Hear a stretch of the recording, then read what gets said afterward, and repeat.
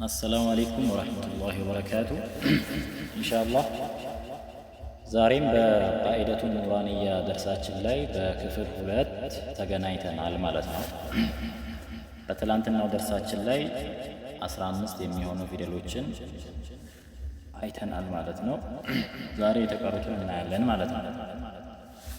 ለክለሳ ያህል አሊፍ፣ ባ፣ ታ፣ ሳ፣ ጂም፣ ሐ፣ ኾ፣ ዳል፣ ዛል፣ ሮ፣ ዛ፣ ሲን፣ ሺን፣ ሶድ፣ ቦድ እዚህ ድረስ አይተናል ማለት ነው። ዛሬ ደግሞ የምናየው ወደ ታች ያሉትን ይሆናል ማለት ነው።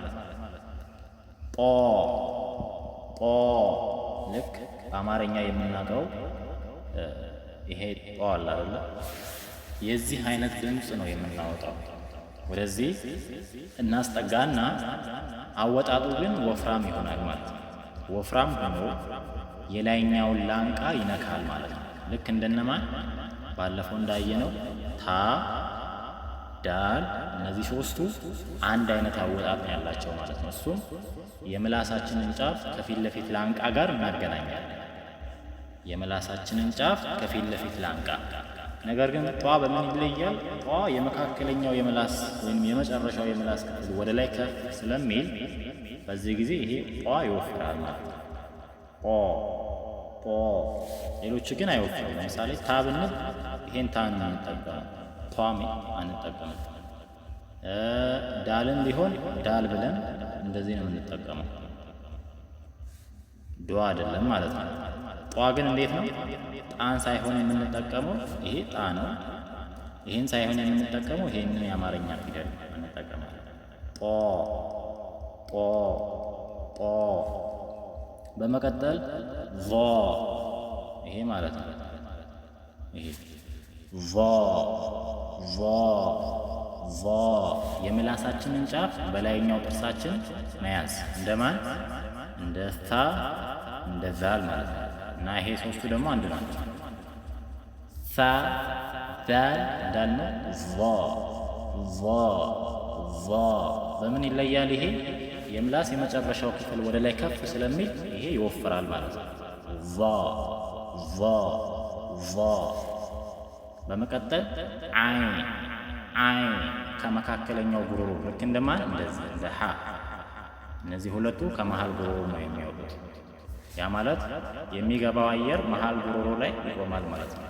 አይን አይን አ አይን አይን አይን አይን። ሌላው ሆይን ሆይን ሆይን ልክ እንደማን? እንደ ኸ እንደዚህ።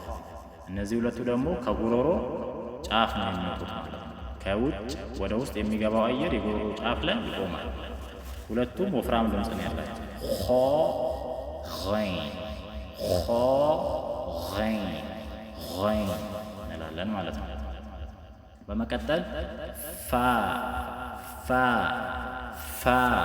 እቺ ደግሞ እንዴት ነው የምትወጣው? የምላሳችን ነው የላይኛው የጥርሳችን ጫፍ የላይኛው የጥርሳችን ጫፍ የታችኛው ከንፈራችን ጋር ማያያዝ። ፋ ፋ አፍ አፍ አፍ እንደዚህ።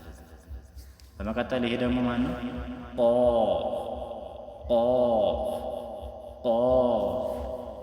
ቃፍ ሳይሆን ለምሳሌ በአማርኛ እንደዚህ ብለን እንጽፋለን። ቃፍ እንደዚህ አይደለም።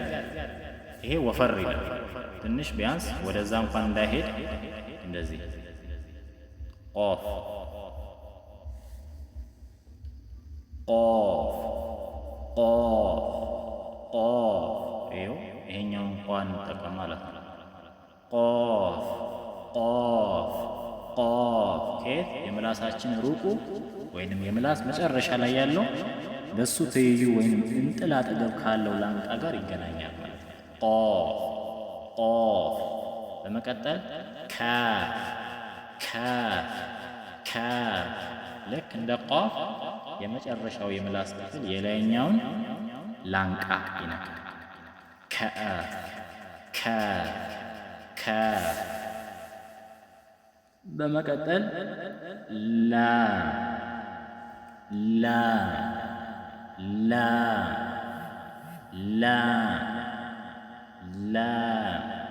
በመቀጠል ሚም ከሁለት ከንፈር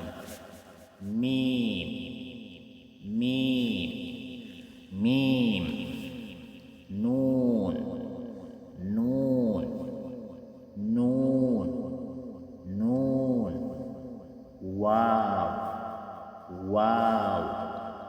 ዋው ሃ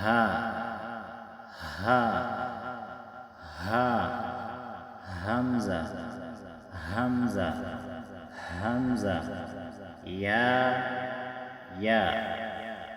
ሁለቱም ያ ናቸው ማለት ነው።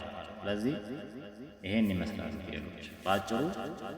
ጧ የለው፣ ዟ በላይ አንድ አለው፣ አይን የለው፣ ገይን በላይ አንድ አለው፣ ፋ በላይ አንድ አለው፣ ኦፍ በላይ ሁለት አለው፣ ካፍ የለው፣ ላም የለው፣ ሚም የለው፣ ኑን በላይ አንድ አለው፣ ወው የለው፣ ሃ የለው፣ ሀምዛ የለው፣ ያ በታች ሁለት አለው ማለት ነው።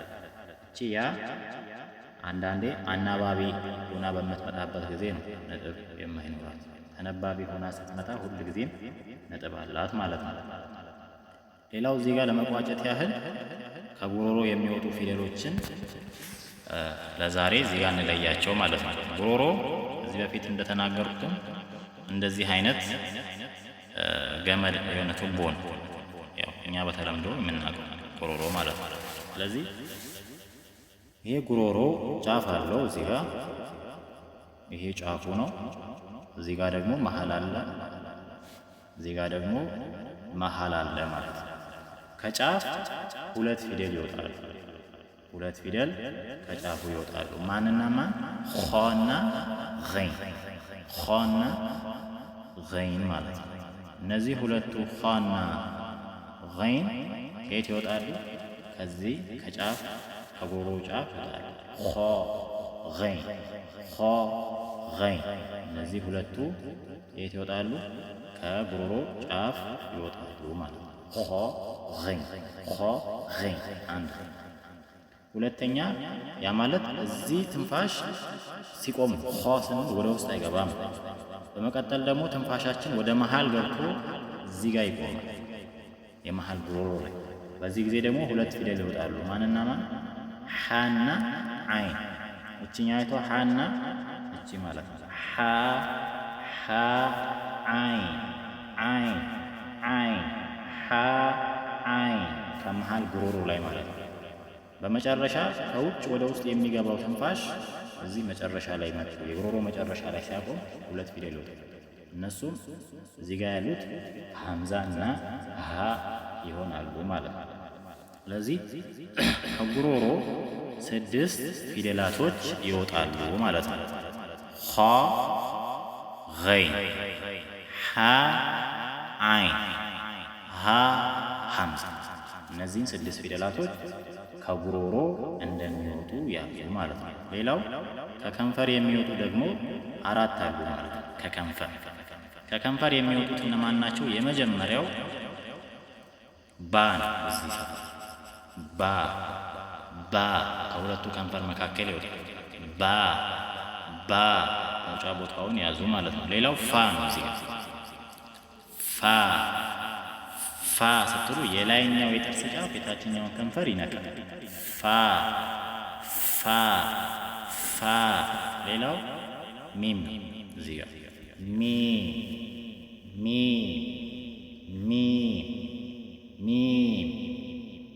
ሌላው ዋው። እነዚህ 4ቱ ፊደላቶች ከየት ይወጣሉ? ከከንፈር ይወጣሉ ማለት ነው። ሌላው የመጨረሻ ከምላስ የሚወጡትን ደግሞ በቀጣይ የምናይ ይሆናል። ለዛሬ የነበረው ደርስ እዚህ ጋር ያበቃል። አዛው ቢላሂ ተውፊቅ። ወሰላሙ አለይኩም ወረህመቱላሂ